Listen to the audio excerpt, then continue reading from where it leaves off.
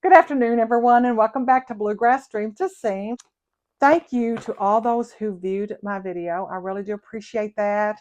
It, I think this is probably the reason a lot of people tuned in was to see the overlay lace with the purple. Nice. I really do like it. When I first put this on, it was a little bit tight right in here, but today it's not as tight. So I went to two different classes at my uh, Winter Wooley retreat event last weekend. But when you get there at Winter Wooley, and it's in Nashville, Indiana, when you get there, you get a gift. This year, my bag didn't have a lot in it because I was not taking classes that I needed things given to me like yarn and fiber, and a lot of the stuff that I was doing my classes on, I already had the things, and I asked her to please not let me add to this already eclectic world of mine, but to please just let me bring what I have and learn off of it and not try to add to the headache I already have. And she was happy to oblige. So I was able to take visible mending with my own tool, the same tool they were using, and bring my own yarn for that. And then I also took drop spindle. I had a spindle, I had fiber. She said, yes, bring that, and I'll adjust your payment. So that was great. I could use what I had and not have to add anything to my stash. So this is the little loom kit thing we had. And I'm going to show you that. That was our Friday night craft. And I loved it. So we got it all loaded. And then we started weaving back and forth. And their needle is really long, as you can see. So I think I'm going to try using a smaller needle with this.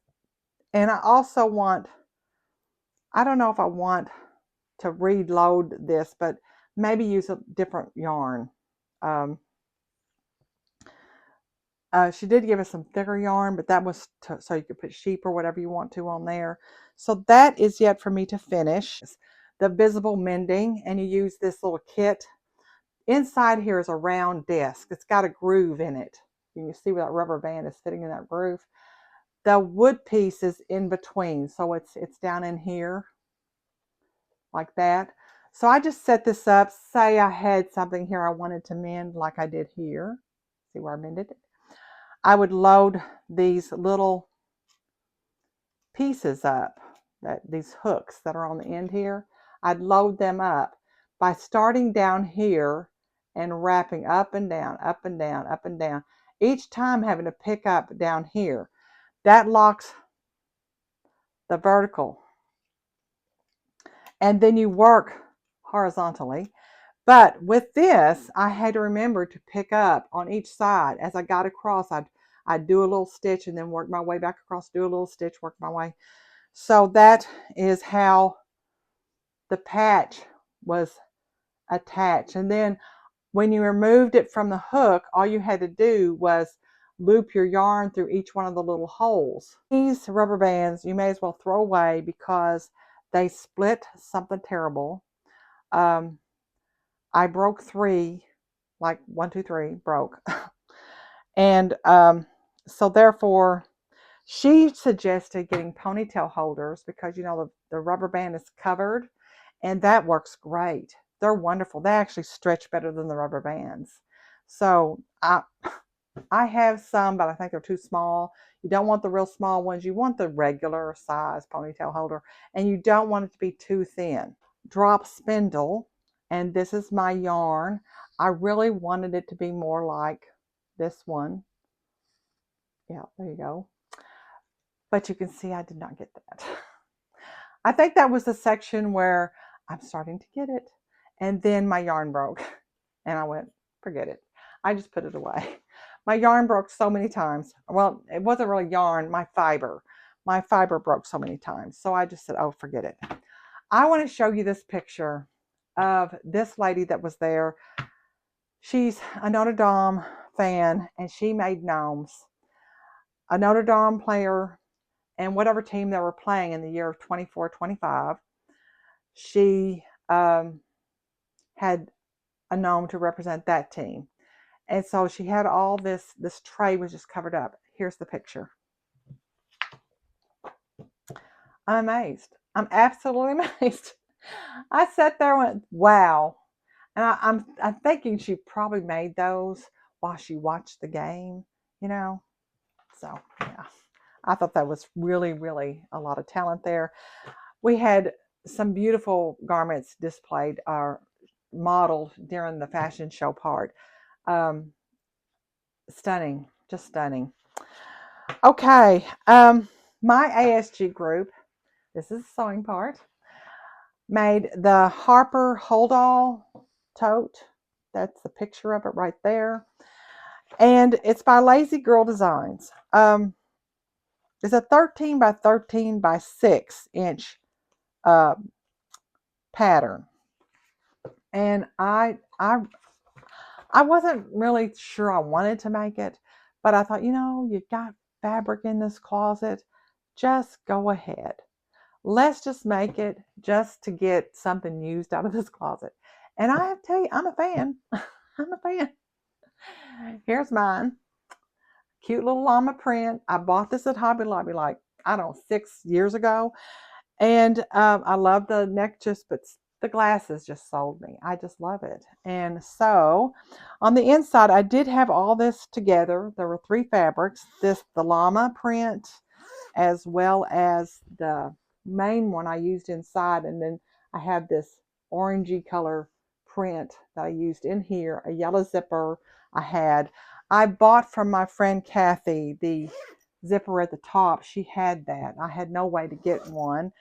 And some stiff stuff that's used on the inside to make the bag stand up. But I want to show you pictures of everyone's different bag. Kathy brought a couple of ones she had made, so they're finished.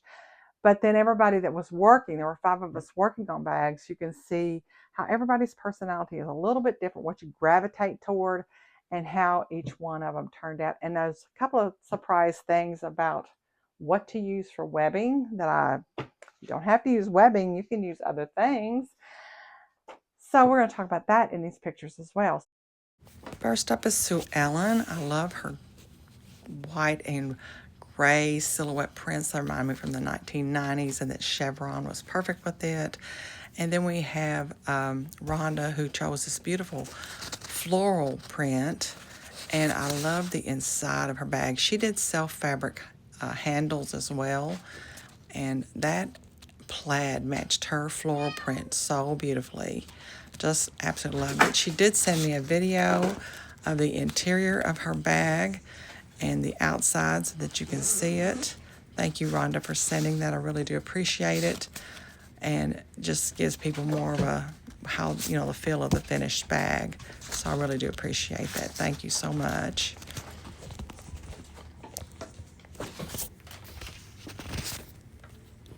And then we have Terry's bag is nautical theme. She had a border print. I love this. Absolutely beautiful. She also chose to do webbing for her handle, but I don't remember what the inside of her bag looked like, but we'll have pictures at the end. And then lastly, this is Vicky's bag. She used a tulip pink design, and you'll see it here in just a minute when I get it flipped over. It has the hidden owl in the print. I just think that's gorgeous. How Tulip Pink manages to do this, I don't know, but it's just gorgeous. Loved her contrasting greens and blues she used with that. You'll see that here in just a minute. Greens and blues. And then there's my bag, which you've already seen. So here it is again, all in pieces. And then these are some samples of other bags that were around. I just thought I would show. This is one of Rhonda's bags. She loves horses, and so I thought that was kind of cute. And then this is one of them that Kathy made with the daisies, and the inside is it's just beautiful. She does lovely work when she makes her bags. And this is another bag. The final bag is one that Sue Ellen had made, and she had attached to it a small little cork wallet that she had made and has a little decoration on the end. I hope you'll be able to see that, but I'm not sure if you'll be able to. There it is right there. And the inside of this bag. This is just got denim straps attached to it. And the inside, of course, is just beautiful. Lovely work. This is a group photo that we took. And if you notice the bag hanging up with the silhouette, look at her handle.